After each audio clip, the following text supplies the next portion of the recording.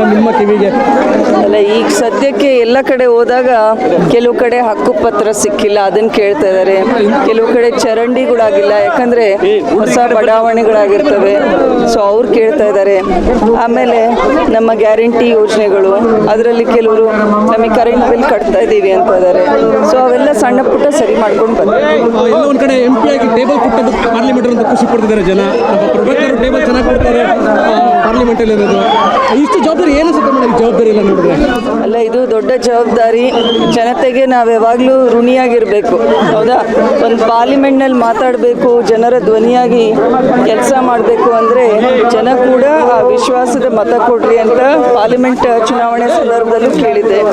So ಇವತ್ತು ಅವರು ಒಂದು ವೋಟ್ ಕೊಟ್ಟು ಗೆಲ್ಸಿದ್ದಾರೆ, ಸೊ ಮಾತಾಡ್ಲಿಕ್ಕೆ ಅವಕಾಶ ಮಾಡಿಕೊಟ್ಟಿದ್ದಾರೆ. ಅವ್ರ ಧ್ವನಿಯಾಗಿ ನಾವು ಮಾತಾಡ್ತಾ ಇದ್ದೀವಿ. ಸಮರ್ಥರು ಕೂಡ ಕಣಕ್ಕೆ ಇಳಿದಿದ್ದಾರೆ. ಈಗ ಸಮಸ್ಯೆ ಜೊತೆ ಈಗ ಜನ ಯಾವ ಥರ ಜನರು ಬೇಡಿಕೆ ಇರ್ತಿದ್ದಾರೆ ನಿಮ್ಮ ಮುಂದೆ? ಅದೇ ಜನ ಕೇಳ್ತಾ ಇರೋದು ಅದನ್ನೇ. ಈಗ ಕೆಲವು ಕಡೆ ಹೊಸ ಬಡಾವಣೆಗಳಾಗಿರ್ತವೆ, ಚರಂಡಿ ಬಾಕ್ಸ್ ಚರಂಡಿ ಆಗಿರಲ್ಲ, ಕಚ್ಚಾ ಚರಂಡಿ ಥರ ಇರುತ್ತೆ. ಸೊ ಆ ಅನುಕೂಲ UGDಗಳು ಮಾಡಿಕೊಡ್ರಿ ಅಂತ ಇದ್ದಾರೆ. ಸೊ ಈ ರೀತಿ ಫರ್ದರ್ ಡೆವಲಪ್ಮೆಂಟ್ ವರ್ಕ್ಸ್ ಬಗ್ಗೆ ಕೇಳ್ತಾ ಇದ್ದಾರೆ. ಕೆಲವು ಡಿಗ್ರಿ ಆಗಿದೆ, ಕೆಲಸ ಬೇಕು ನಮಗೆ ಅಂತ. ಸೊ ಸರ್ಕಾರದ ಏನೇನು ಯೋಜನೆಗಳಿದ್ದಾವೆ ಅದನ್ನು ತಿಳ್ಕೊಳ್ಳಮ್ಮ, ಲೋನ್ ಫೆಸಿಲಿಟಿ ಇರುತ್ತೆ, ಸೊ ಜಾಬ್ ಕೊಡಲಿಕ್ಕೆ ಪ್ರಯತ್ನ ಪಡ್ತೀವಿ ಅಂತ ಹೇಳ್ತಾ ಇದ್ದೀವಿ. ಸೊ ಇದೆಲ್ಲದನ್ನು ಅವ್ರ ಜೊತೆ 1 to 1 ಅವ್ರ ಮನೆ ಬಾಗಿಲಿಗೆ ಹೋಗಿ ಸಮಸ್ಯೆಯನ್ನು ಆಲಿಸುವಂತಹ ಒಂದು ಅವಕಾಶ ಕೂಡ ಸಿಕ್ಕಿದೆ. ಮತದಾರರಿಗೆ ಏನಂತ ಬೇಡಿಕೆ ಇರ್ತದೆ? ಮತದಾರರಿಗೆ ಅದೇ ಹೇಳೋದು, ಇದು ಒಂದು ಕಾಂಗ್ರೆಸ್ನ ಭದ್ರಕೋಟೆ. 6 ಬಾರಿ ಅಪ್ಪಾಜಿ ಅವ್ರನ್ನ ಗೆಲ್ಸಿದ್ದೀರಾ. ಇವತ್ತಿನ ದಿನ ಅವ್ರ ಮೊಮ್ಮಗ ಸಮರ್ ಶಾಮ್ನೂರ್ ಬಂದಿದ್ದಾರೆ. ಸೊ ಇದು ನಿಮ್ಮದೇ ಕ್ಷೇತ್ರ, ನಿಮ್ಮ ಅಭ್ಯರ್ಥಿಗಳೇ. ಸೊ ನಿಮ್ಮ ಕಷ್ಟ ಸುಖಕ್ಕೆ ನಾವು ಸ್ಪಂದಿಸ್ತೀವಿ. ಸೊ ಅದರಿಂದ ಬಹುಮತದಿಂದ ಗೆಲ್ಲಿಸ್ರಿ ಅಂತ ಕೇಳ್ತಾ ಇದ್ದೀವಿ. ಖುಷಿ ಆಗ್ತಾ ಇದೆ. ಏನೆಲ್ಲ ಜನರಲ್ಲಿ ಸಂಕಷ್ಟಗಳು ಎಷ್ಟು ಹೆಚ್ಚಾಗಿ ಏನು ಬರ್ತಾ ಇದೆ ಮೇಡಮ್ ನಿಮ್ಮ ಕಿವಿಗೆ? ಅಲ್ಲ, ಈಗ ಸದ್ಯಕ್ಕೆ ಎಲ್ಲ ಕಡೆ ಹೋದಾಗ ಕೆಲವು ಕಡೆ ಹಕ್ಕುಪತ್ರ ಸಿಕ್ಕಿಲ್ಲ, ಅದನ್ನು ಕೇಳ್ತಾ ಇದ್ದಾರೆ. ಕೆಲವು ಕಡೆ ಚರಂಡಿಗಳಾಗಿಲ್ಲ, ಯಾಕಂದರೆ ಹೊಸ ಬಡಾವಣೆಗಳಾಗಿರ್ತವೆ, ಸೊ ಅವ್ರು ಕೇಳ್ತಾ ಇದ್ದಾರೆ. ಆಮೇಲೆ ನಮ್ಮ ಗ್ಯಾರಂಟಿ ಯೋಜನೆಗಳು, ಅದರಲ್ಲಿ ಕೆಲವರು ನಮಗೆ ಕರೆಂಟ್ ಬಿಲ್ ಕಟ್ತಾ ಇದ್ದೀವಿ ಅಂತ ಇದ್ದಾರೆ. ಸೊ ಅವೆಲ್ಲ ಸಣ್ಣ ಪುಟ್ಟ ಸರಿ ಮಾಡ್ಕೊಂಡು ಬಂದಿದ್ದಾರೆ. ಎಲ್ಲ ಒಂದು ಕಡೆ MP ಆಗಿ ಟೇಬಲ್ ಕೊಟ್ಟದ್ದು ಪಾರ್ಲಿಮೆಂಟ್ ಅಂತ ಖುಷಿ ಪಡ್ತಿದ್ದಾರೆ ಜನ. ಪ್ರಭಾಕರ್ ಟೇಬಲ್ ಚೆನ್ನಾಗಿ ಕೊಡ್ತಾರೆ ಪಾರ್ಲಿಮೆಂಟಲ್ಲಿ ಅನ್ನೋದು. ಇಷ್ಟು ಜವಾಬ್ದಾರಿ ಏನು ಅನ್ಸುತ್ತೆ ಮೇಡಮ್, ಜವಾಬ್ದಾರಿ ಎಲ್ಲ ನೋಡಿದ್ರೆ? ಅಲ್ಲ, ಇದು ದೊಡ್ಡ ಜವಾಬ್ದಾರಿ. ಜನತೆಗೆ ನಾವು ಯಾವಾಗಲೂ ಋಣಿಯಾಗಿರಬೇಕು, ಹೌದಾ?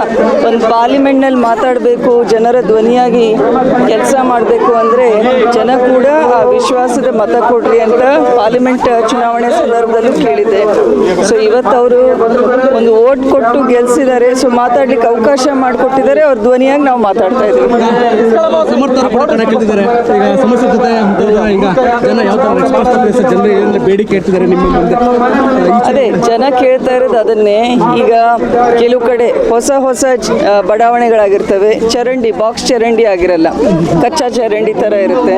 ಸೊ ಆ ಅನುಕೂಲ UGDಗಳು ಮಾಡಿಕೊಡ್ರಿ ಅಂತ ಇದ್ದಾರೆ. ಸೊ ಈ ರೀತಿ ಫರ್ದರ್ ಡೆವಲಪ್ಮೆಂಟ್ ವರ್ಕ್ಸ್ ಬಗ್ಗೆ ಕೇಳ್ತಾ ಇದ್ದಾರೆ. ಕೆಲವು ಡಿಗ್ರಿ ಆಗಿದೆ, ಕೆಲಸ ಬೇಕು ನಮಗೆ ಅಂತ.